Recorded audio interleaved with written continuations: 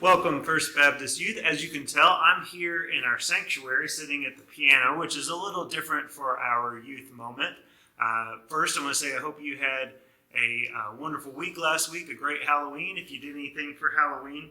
And we've kind of looked out of order at the fruit of the Spirit, and we're going to kind of round that up today with gentleness, which we already talked about kindness and how are kindness and gentleness different, and why would God include gentleness in the fruit of the Spirit.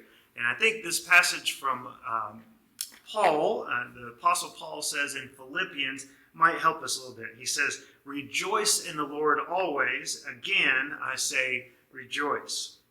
Let your gentleness be known to everyone. The Lord is near. Do not worry about anything, but in everything, by prayer and supplication with thanksgiving, let your requests be known to God."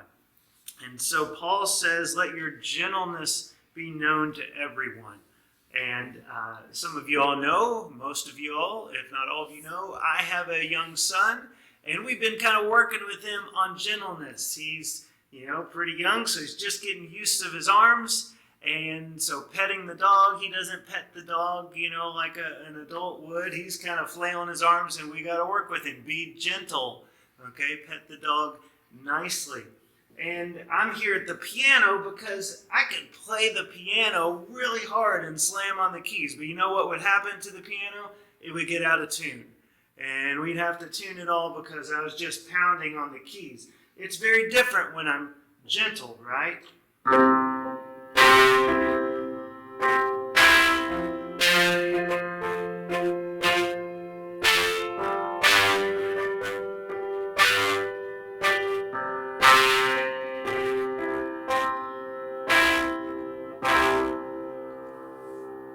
So here's what I think Paul's trying to tell us. Sometimes maybe you've had a teacher or a coach that has said, all right, you need to really work on something. They've gotten behind you and really pushed you. But sometimes maybe you needed somebody to be gentle with you.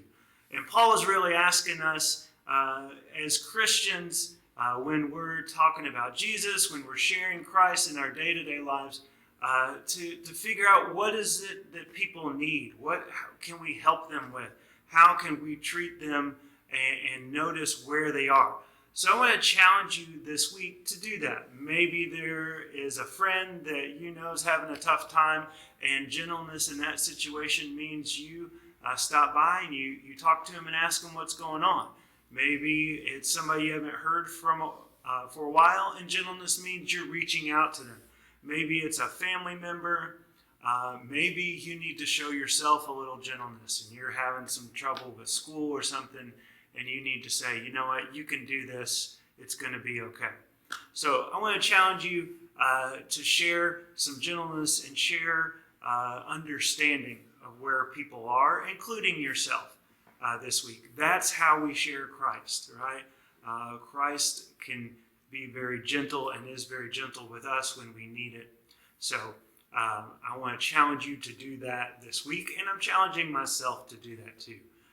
Please know that we care about you and that we're praying for you, and I hope you have a good rest of your week.